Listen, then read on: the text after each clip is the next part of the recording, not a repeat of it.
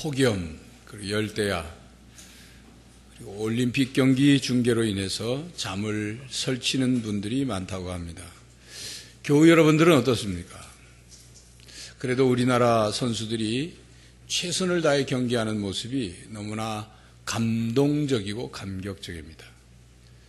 이 작은 나라가 수십억 또는 수억 명에서 뽑은 선수들, 그런 나라 선수들과 겨뤄서 당당히 겨루어 이기는 것을 보면 우리나라가 참 대단한 나라예요. 국민들이 대단한 나라예요. 정치인들만 잘하면 정말 대단한 나라예요. 그런데 2012년 런던 올림픽은 유례없는 판정 번복, 오심, 편파 판정 등으로 얼룩지고 있습니다.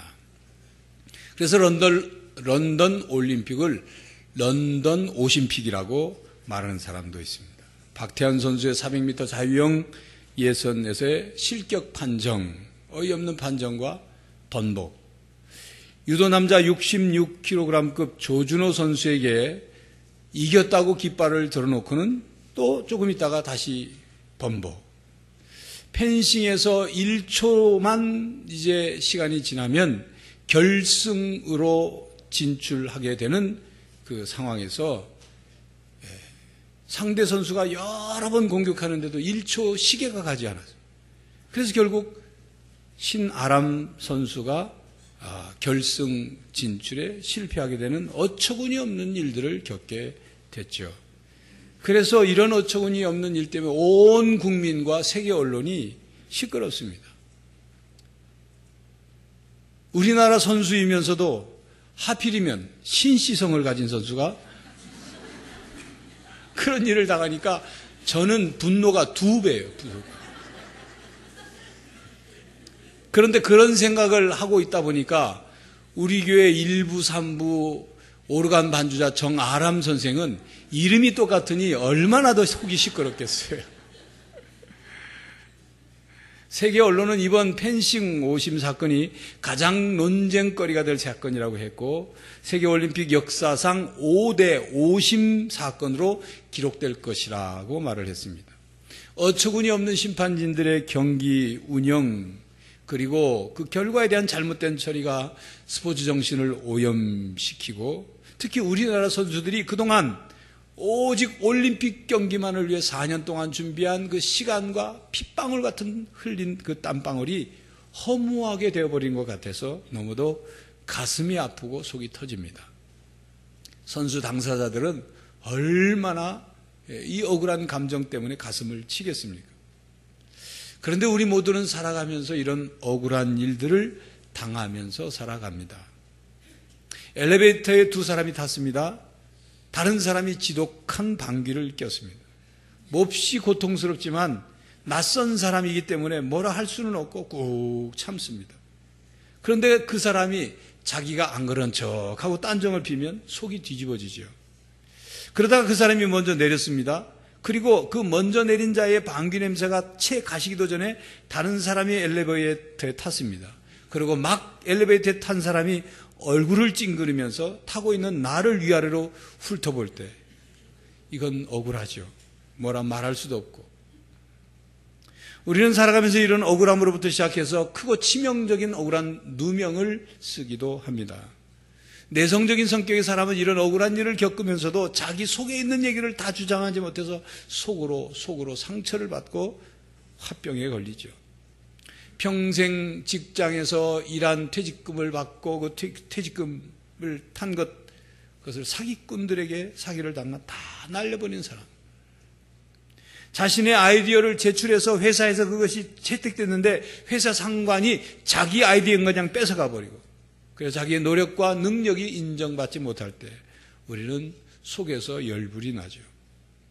새벽부터 일어나서 공사장에 나가 땀 흘려 일했는데 업주가 부도가 나서 도망가 버리는 바람에 한 푼도 못 받는 일을 겪기도 합니다. 나는 근면하고 성실하게 일했는데 술수를 부리고 아첨하고 부정한 방법을 동원해서 어떤 사람은 승진을 하고 나는 승진을 못할 때 속상하다는 말로는 너무나도 부족하죠. 속이 뒤집힙니다. 가진 자, 힘 있는 자들에 의해서 왕따를 당하고 불의가 판을 치고 세상이 이상하다 싶을 정도로 상식과 법과 그리고 정의가 통하지 않을 때 우리는 억울하다 못해 분노하지요. 예수 믿는 것 때문에 불이익을 당하고 고난당하고 핍박이 끝나지 않을 때 우리는 하나님에 대한 신앙이 흔들릴 때도 있습니다. 교회 안에서도 남들에게 보이는 곳에서 자신을 드러내며 봉사하는 사람은 알아주고 묵묵히 봉사하고 진실하고 신실하게 신앙생활을 하는 사람들을 교인들조차 알아주지 않는 것 같을 때 우리는 괴로워합니다. 교회도 세상과 다를 게 없는 게 아닌가 하는 생각을 하죠. 오늘 본문 시편 7편은 다윗의 시입니다. 다윗이 사울왕의 신복 베냐민 지파의 굿이라는 사람의 공격을 당하면서 억울하고 부당한 고통 속에서 하나님께 기도하는 내용입니다. 다윗은 사울왕이 죽기 전까지 끊임없이 사울왕에게 오해를 받고 시기를 당하고 그리고 죽이려는 공격을 당하면서 억울하게 쫓기는 세월을 광야에서 10년이라는 세월을 보냈어요. 이 10년이라는 세월의 고통 속에서 다윗은 늘 그 고통, 억울함, 부당한 고통 속에서 늘 하나님께 부르짖었어요. 하나님 편에 서려고 했어요. 하나님의 뜻을 이해하려고 했어요. 그 억울하고 고통스러운 삶 속에서도 하나님이 지금 나를 인도하고 계신다는 믿음을 끝까지 지켰어요. 다윗은 오늘 우리들에게 하나님 중심의 신앙을 보여주고 있습니다. 우리는 오늘 말씀을 통해서 누구나 억울한 일을 겪고 부당한 고통을 당할 수 있는 세상을 살면서 어떤 신앙의 자세로 살아야 하는지를 깨닫고 어떻게 살아야 할지를 결단코자 합니다. 운동 경기에서 정당한 경기, 멋진 승부가 이루어지려면 심판이 중요합니다. 심판에 따라 경기가 재미없는 경기가 되기도 하고 심판에 따라서 선수들의 그 실력이 200% 발휘되는 멋진 경기가 되기도 하고 또는 경기를 준비한 선수들의 땀과 노력을 허탈하게 만드는 경우도 있습니다. 공정하지 못한 심판 때문에 불이익을 당하거나 잘못된 오심으로 인해서 피해를 당한 선수들은 엄청난 슬픔과 분노와 좌절을 경험하게 되죠. 심판이 중요하다. 그 말이 심판이 중요해요. 부러진 화살이라는 영화가 상영됐습니다. 이 영화는 실화를 바탕으로 만든 영화입니다. 대학 입시 시험에 출제된 수학 문제 오류를 지적한 그래서 부당하게 해고된 김경호 교수는 교수 지위 확인 소송에서 패소하고 항소심마저 정당한 사유 없이 기각되자 담당 판사를 찾아가서 공정한 재판을 요구하면서 석궁으로 위협하기에 이릅니다. 격렬한 몸싸움, 담당 판사의 피 묻은 셔츠, 복부 2cm의 자상, 부러진 화살을 수거했다는 증언. 곧이어 사건의 파장은 일파만파로 펴져나가고 사법부는 김경호 교수의 행위를 법치주의에 대한 도전이자 테러로 규정하고 피의자를 엄중 처벌하겠다는 입장을 발표합니다. 그러나 피의자 김경호는 실제로 자신은 화살을 쏜 일이 없으며 결백하다는 주장을 하면서 속전속결로 끝날 것 같았던 재판이 이제 난항을 거듭합니다. 한치의 양보도 없는 법정, 엇갈리는 진술, 결정적인 증거인 부러진 화살을 발견하지 못한 채 상식 없는 세상에 원칙으로 맞서는 한 남자의 이야기가 영화로 그려졌습니다. 얼마 전 추적자라는 TV 드라마가 인기리에 끝났습니다. 딸이 교통사고를 당하고 그 소식을 들은 말단 형사인 그 아빠는 그리고 그 교통사고를 당한 딸이 점점 회복되고 있다가 갑자기 죽죠. 이유를 알지 못한 그 딸의 죽음, 딸을 죽게 한 가해자와 그 운전자, 사실은 그 가해 차량 운전자는 대권주자의 부인이었습니다. 그 진실을 파헤치려고 애를 쓰는데 점점 돈과 권력에 의해서 사건은 은폐되고 왜곡됩니다. 심지어는 공부만 하던 자기 딸이 마약에 취해서 차에 부딪혔다. 원조 교제하는 그런 좋지 않는 소녀다. 이렇게 딸의 명예가 실추가 되자 결국 이 형사의 나빠는 진실을 추적해 나가기 시작합니다.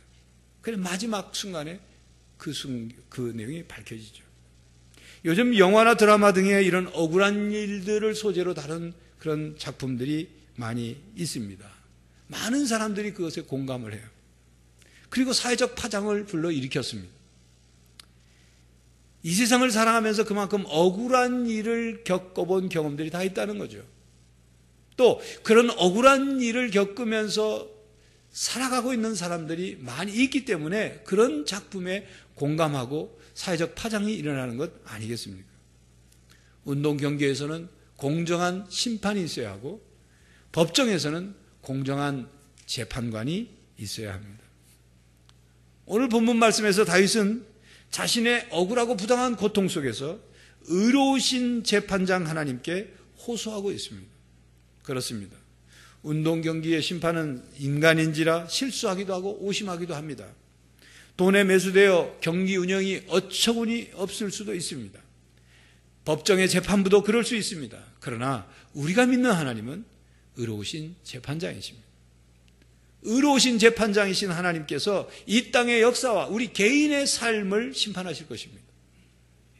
성경에서 말씀하시는 하나님은 의로우신 재판장이라는 사상은 하나님께서 역사를 주장하시고 역사의 방향을 바로 잡아주시는 그런 분이라는 신앙을 고백하고 있는 것입니다. 만약 인간 역사에서 하나님의 공정하시고 의로우신 재판이 없다면 인간 세상은 불법투성이의 죄악의 역사를 만들 것입니다. 만약 하나님의 심판이 이 세상에 없다면 이 세상의 윤리는 문란해져서 힘이 센 자가 이기고 가진 자가 정의가 되고 그리고 돈이나 힘이나 권력이 양심과 윤리와 선과 공의를 무너뜨릴 것입니다. 만약 하나님이 계시지 않다면 이것은 심각한 일인 거예요. 온통 억울한 일, 불의한 일, 부정한 일들이 자행되어도 심판하실 하나님이 계시지 않기 때문에 이 세상은 악의 구렁텅이가 되고 말 것입니다. 그러므로 하나님은 계셔야 합니다. 하나님은 살아 계셔야 해요. 분명히 하나님은 살아 계십니다. 하나님은 살아 계시며 의로우신 재판장이십니다. 의로우신 재판장이신 하나님께서 반드시 공의로 심판하실 것을 약속하셨습니다. 그렇기 때문에 다윗은 하나님의 의로우신 판단을 지금 확신하고 있습니다. 다윗은 본문 10절에 마음이 정직한 자를 구원하시는 하나님이 자신의 방패라고 고백합니다.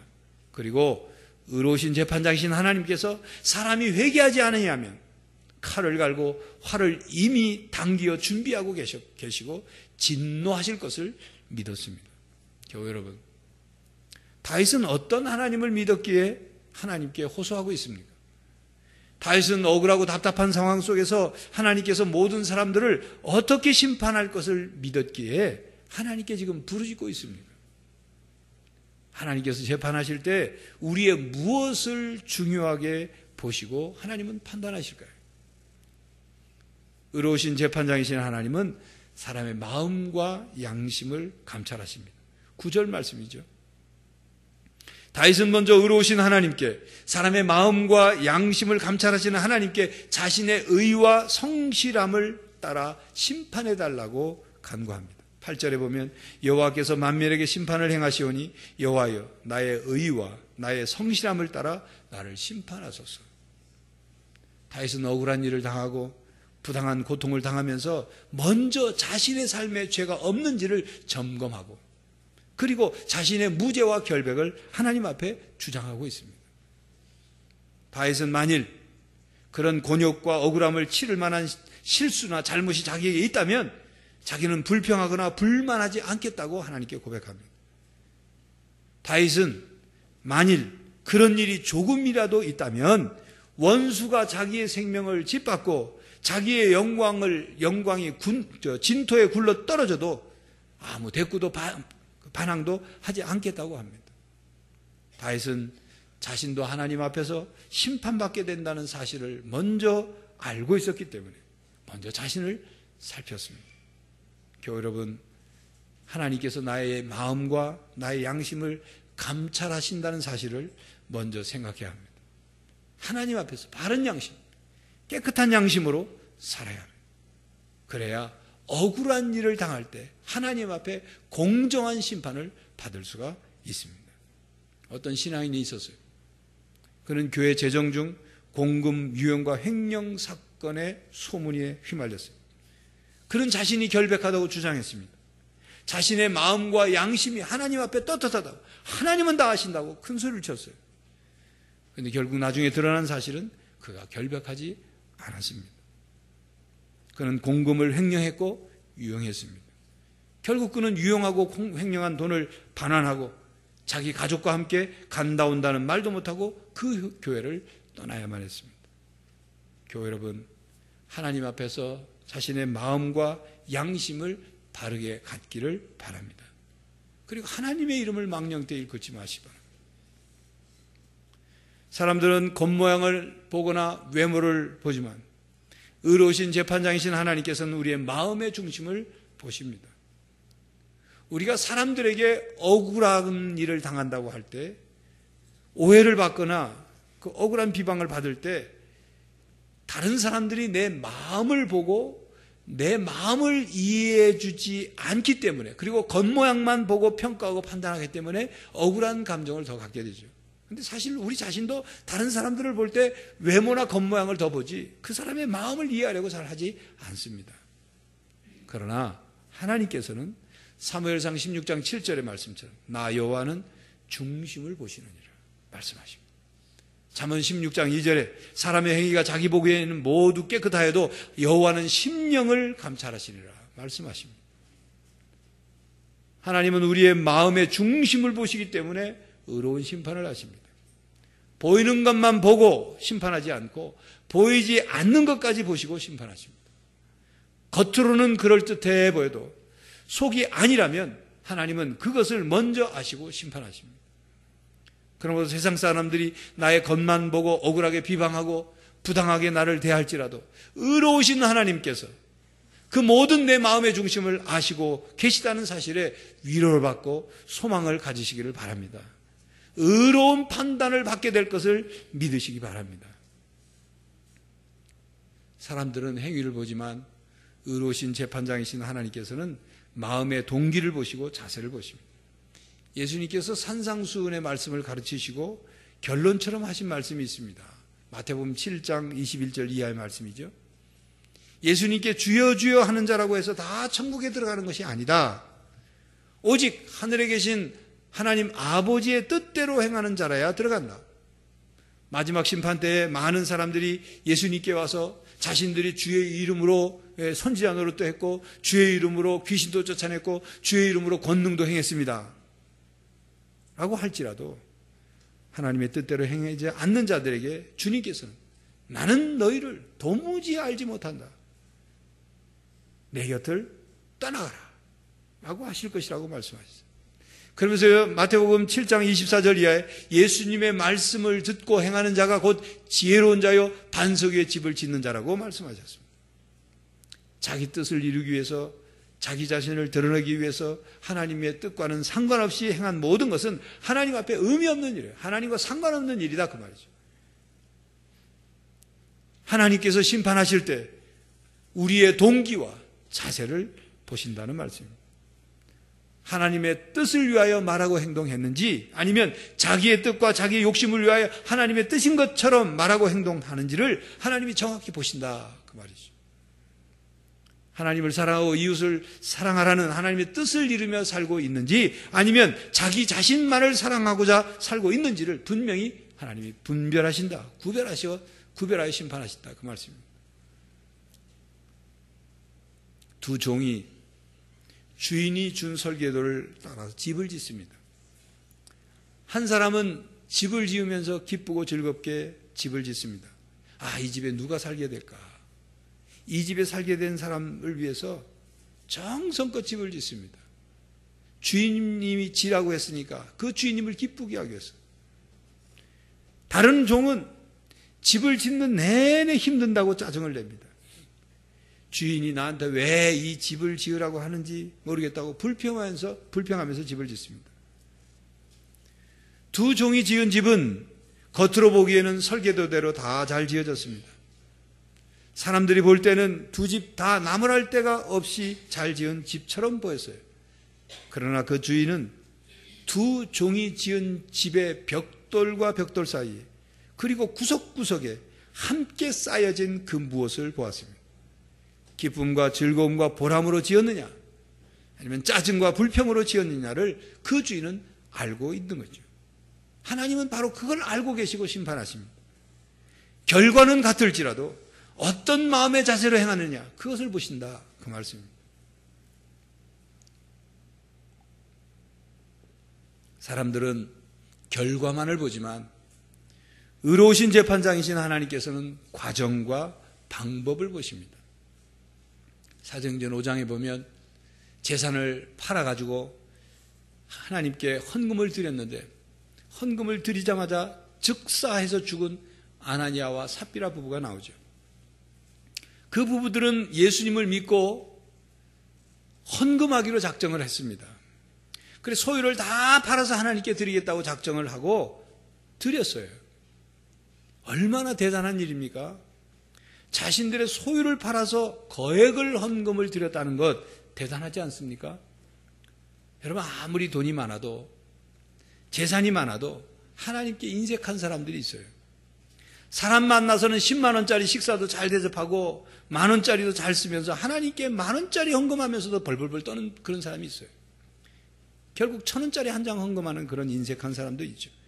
그러기에 비하면 아나니아와 삽비라는 다른 사람과 비교해 볼 때 헌금 액수로 보면 칭찬받아야 마땅하지 않습니까? 하나님께서 귀히 여기셔야 마땅하지 않습니까? 그런데 헌금을 드리고 즉사했어요. 어떻게 된 일입니까? 그들은 헌금은 드렸지만 큰 액수의 헌금을 드렸지만 하나님을 속이고 사도를 속였기 때문이에요. 헌금 속에 거짓이 담겨져 있기 때문에 의로우신 재판장이신 하나님께서 그걸 아셨던 거죠. 예수님께서 부자들이 헌금하는 것과 또 가난한 과부가 2렙돈을 헌금하는 것을 보시고 말씀하셨습니다.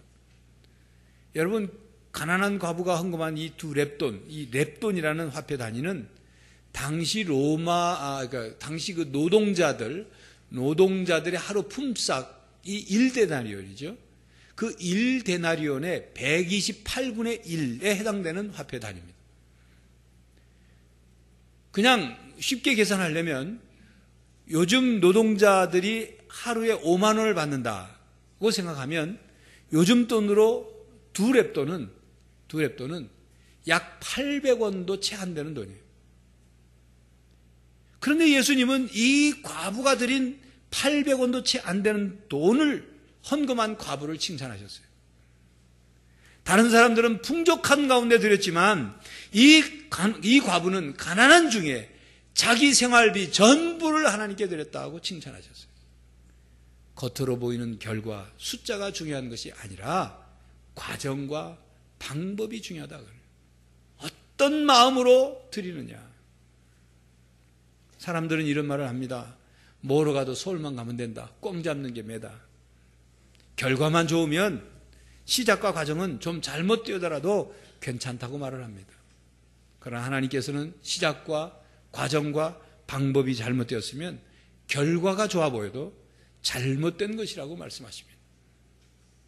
세상에서 성공했다는 사람들 가운데 많은 사람들이 결과만 좋으면 과정이야 어떻든 방법이야 잘못됐든 괜찮다고 생각하는 사람들이 있기 때문에 세상이 어지러운 거예요. 그러나 의로우신 재판관이신 하나님께서 반드시 그들을 책망하고 심판하실 것을 우리는 명심해야 합니다. 하나님께서는 심은 대로 거둔다고 말씀하셨어요. 이 세상의 삶을 마치고 하나님의 심판대 앞에 설 때 반드시 심은 대로 거둘 것이라고 말씀하셨습니다. 악을 심어놓고 선을 거두길 기대하지 말아라. 거짓을 심어놓고 진실을 기대하지 말아라. 진노할 짓을 해놓고는 칭찬과 상급받을 것을 꿈꾸지 말아라. 그런 말씀이에요. 선을 심은 자는 선을 거둘 것이고 의를 심은 자는 영광을 거둘 것이고 생명을 심은 자는 영생을 얻을 것이고 그걸 믿고 소망하라고. 이 믿음이 흔들리지 말아라, 그 말씀입니다. 우리나라 유도 80kg급 김재범 선수가 금메달을 땄죠. 그가 결승전에서 이기고 난 후에 매트에 무릎을 꿇으면서 두 손을 모으면서 주여 하고 외치는 장면을 보셨습니까? 방송에서는 이제 소리는 나오지 않게 하고 입모양을 보니까 그러면서 또 하늘 향해 손을 올리면서 뭐라 중얼거리는데 그 여러 번 보니까 하나님 감사합니다. 하나님 감사합니다. 영광 돌린다. 그는 4년 전 중국 베이징 올림픽 때 은메달을 땄습니다. 갑자기 급성 간염이 와가지고. 그런데 그 베이징 올림픽 때 경기했던 선수가 이번 런던 올림픽에도 결승에서 경기한 독일의 비쇼프라는 선수예요. 그때는 이 비쇼프 선수한테 져서 은메달을 따고 비쇼프 선수가 금메달을 땄죠. 그는 지난 3일 금요일 아침 방송에 전화로 인터뷰 연결이 돼서 하는 말 중에 이제 물었어요. 결승전이 끝나고 그 비쇼프 선수와 김재범 선수가 서로 축하하면서 한참 얘기를 하더라고요. 그 뭔 얘기를 했냐 물으니까 김재범 선수가 하는 말이, 비쇼프 선수가 김재범 선수한테 하는 말이, 너는 4년 전에 나한테 져서 은메달 따고 난 금메달 땄고 4년 뒤인 지금은 내가 너한테 져서 내가 은메달 따고 네가 금메달 따고 내가 너를 축하한다. 근데 너 금메달 따니까 기분 좋으냐? 묻더래요. 근데 김재범 선수가 뭐라고 대답했냐면, 나는 4년 전에도 지지 않았다. 뭐 지지 않긴 뭐 안 져요. 졌죠. 그런데 그 김재범 선수의 마음은 4년 전 경기로 다 끝났다고 생각하지 않았기 때문에 졌다고 생각하지 않은 거예요. 그걸로 끝났으면 지고 끝난 거죠. 다시 이길 것을 꿈꿨기 때문에 졌다고 생각하지 않을 수 있었던 거죠. 그렇습니다. 그리스도인들은 어제 경기에서 졌다고 영원히 졌다고 생각하는 사람들이 아닙니다. 오늘 억울한 일을 당하고 답답한 일을 당하고 낙심하는 일을 당한다 할지라도 오늘이 모든 끝이 아니고 내일 새로운 시작이 있을 것을 믿는 사람들이 그리스도인들인 거예요. 세상이 나를 향해서 억울한 일을 겪게 하고 나를 부당하게 대우하고 그럴지라도 그것이 전부라고 생각지 않고 자비와 긍휼이 풍성하신 하나님이 나를 오늘도 또 내일도 사랑해 주실 것이고 의로우신 하나님께서 나의 마음과 양심의 중심을 보시고 심판하실 것을, 판단해 주실 것을 믿기 때문에 졌다고 생각하지 않는 거예요. 억울한 걸로 끝나지 않는 거예요. 우리에게 그런 본을 보이신 믿음의 주에 온전케 하시는 이인 예수님을 우리는 바라봐야 하는 것입니다. 여러분, 억울하고 답답하고 분노할 일이라고 한다면 예수님의 십자가 사건처럼 억울하고 답답하고 분노할 사건이 어디 있어요? 예수님을 잡아 죽이려고 고소한 사람들의 제목이 뭔 줄 아십니까? 예수님의 제목은 그들은 백성들을 미혹하고 가이사에게 세금 바치는 걸 금하고 자칭 왕 그리스도라 한다. 이게 세 가지 제목이에요. 빌라도가 그 제목을 듣고 신문을 했지만 죄를 발견하지 못하니까 빌라도가 이 사람 죄가 없다 얘기를 하죠.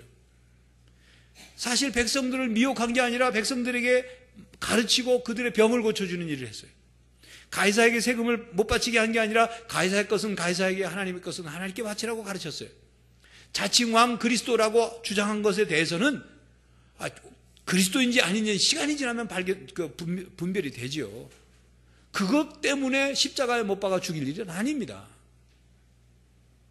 그런데 백성들을 충동질해서 당시 지도자들이 예수님을 체포해서 결국은 십자가에 죽이기 위해서 가죽끈 끝에 쇠조각과 뼈조각을 다른 그 채찍으로 39대의 매를 때리죠. 살점이 떨어져 나가고 허연 뼈가 드러날 때까지. 그리고 그렇게 잡히시는 과정에서 예수님께 병을 고치러 나왔던 그 많은 무리들, 끊임없이 따라다녔던 무리들이 다 예수님을 향해 십자가에 못 박으라고 아우성을 칩니다. 호산나 주의 이름으로 오시는 이여, 다윗의 자손이여, 자기들을 구원해달라고 예루살렘 성으로 입성하는 예수님께 환호성을 치던 무리들이 다 이제는 예수님을 십자가에 못 박아 죽이라고 돌아섭니다. 3년 동안 생사고락을 같이 했던 훈련받은 제자들조차 다 예수님을 버리고 도망갑니다. 믿었던 베드로마저도 닭이 울기 전 3번 부인하죠. 억울하고 답답하고 분노할 일입니다. 사람들이 예수님을 조롱합니다. 손바닥으로 예수님의 얼굴을 때립니다. 침을 뱉습니다. 모욕을 줍니다. 그러나 예수님은 아무런 변론도 아무런 반항도 어떤 능력이나 기적도 행하지 않고 묵묵히 고난의 길을 가십니다. 그리고는 저 무리들을 용서해달라고 하나님께 기도하면서 다 이루었다 외치고 십자가에서 죽으셨어요. 여러분, 그렇게 끝났으면 그건 억울한 죽음이고 분노할 죽음입니다. 그러나 3일 뒤 죽음은 부활로 바뀌었습니다. 패배하는 것 같았지만 주님은 승리하셨어요. 억울한 고난과 죽음은 인류의 대속을 위해서 죽으시고 구원을 이루신 사건이 된 거예요. 치욕받으시고 멸시받으신 것은 영광으로 바뀌었습니다.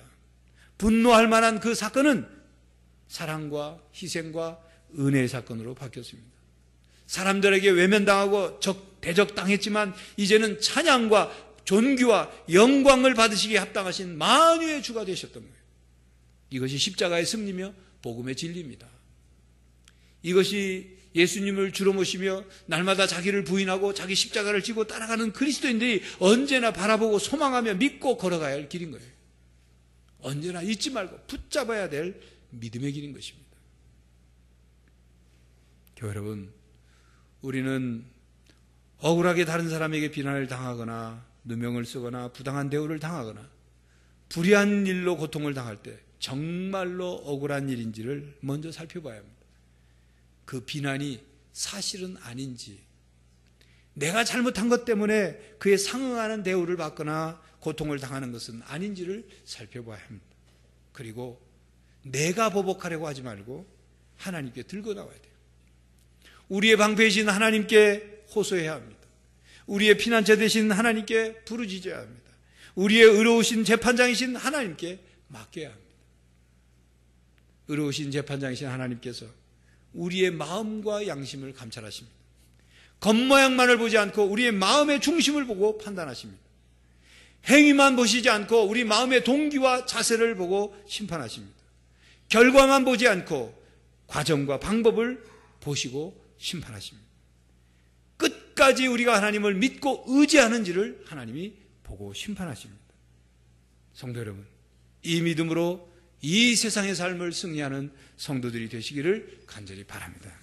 기도하겠습니다. 하나님, 억울한 일이 많고 답답한 일이 많고 불공평해 보이는 이 세상의 삶에서 언제나 하나님을 믿는 의로우신 재판장이신 하나님을 믿는 믿음이 흔들리지 않게 하여 주십시오.